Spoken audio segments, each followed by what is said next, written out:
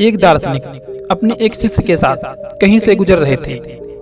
बहुत दूर चलने के बाद वे एक खेत के पास पहुंचे।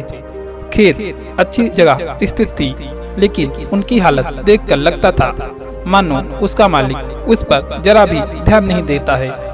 खैर, दार्शनिक और शिष्य दोनों को बहुत प्यास लगी थी। तभी उनको खेत के बीचों बीच बना हुआ एक टूटा फूटा घर दिखाई दिया। दोनों उस घर के सामने पहुंचे और दरवाजा खटखटाया। अंदर से एक आदमी निकला। उसके साथ उसकी पत्नी और 3 बच्चे भी थे। सभी फटे पुराने कपड़े पहने हुए थे। दार्शनिक ने उस आदमी से बोला, श्रीमान, क्या हमें पानी मिल सकता है? बहुत तेज प्यास लगी है। जरूर, आदमी ने उन्हें पानी का जग थमाते हुए बोला। मैं देख रहा हूँ कि आपका खेत इतना बड़ा है, पर इनमें कोई फसल नहीं बोई गई है और न ही यहाँ पर फलों के कोई पेड़ दिखाई दे रहे हैं। तो आखिर आप लोगों का गुजारा कैसे चलता है? दार्शनिक ने यह प्रश्न बहुत सीधे तरीके से कहा। आदमी ने कहा, जी, हमारे पास एक भैंस है, वो काफी दूध देती है। उसके पास के गांव में उसका दूध हम बेचकर पैसे जो मिल जाते हैं, बचे हुए दूध का सेवन करके हमारे परिवार का गुजारा चलता है। आदमी ने उन्हें समझाया।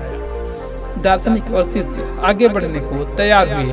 तभी आदमी बोला, शाम काफी हो गई है, आप लोग चाहे तो आज रात यही रुक जाएं। दार्शनिक और शिष्य दोनों रुकने को तैयार हो गए। आधी रात के करीब जब सभी गहरी नींद में सो रहे थे, तभी दार्शनिक ने शिष्य को उठाया और बोला, चलो अभी यहाँ से चलना है, और चलने से पहले हम उस आदमी की भैंस को चट्टान से गिराकर मार डालेंगे। शिष्य को अपने गुरु की बात पर यकीन नहीं हो रहा था, पर वो उनकी बात काट भी नहीं सकता था। दोनों उठे और भैंस को मारकर रातों रात गायब हो गए। यह घटना शिष्य के जहन में बैठ गई और करीब 10 साल बाद जब वो एक सक्सेसफुल बिजनेसमैन, सफल व्यापारी बन गया, तब उसने सोचा, क्यों ना अपनी गलती का पश्चाताप करने के लिए एक बार उस आदमी से मिल लिया जाए और उसकी आर्थिक मदद की जाए।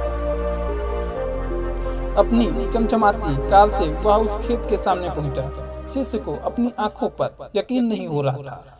वह उजाड़ के अब फलों के बगीचे में बदल चुका था।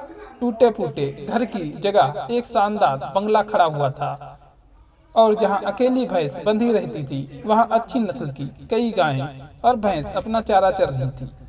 शिष्य ने सोचा कि शायद भैंस के मरने के बाद वो परिवार सब बेच बाच कर कहीं चला गया होगा, और वह आपस लौटने के लिए अपने कार स्टार्ट करने लगा।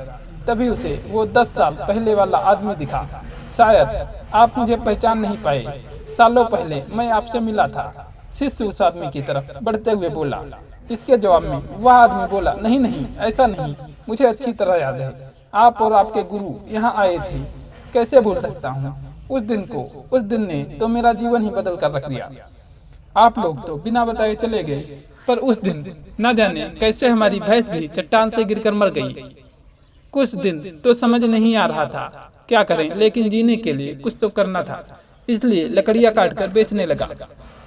उससे कुछ पैसे हुए तो खेत में बुआई कर दी। सौभाग्य से फसल अच्छी निकली गई।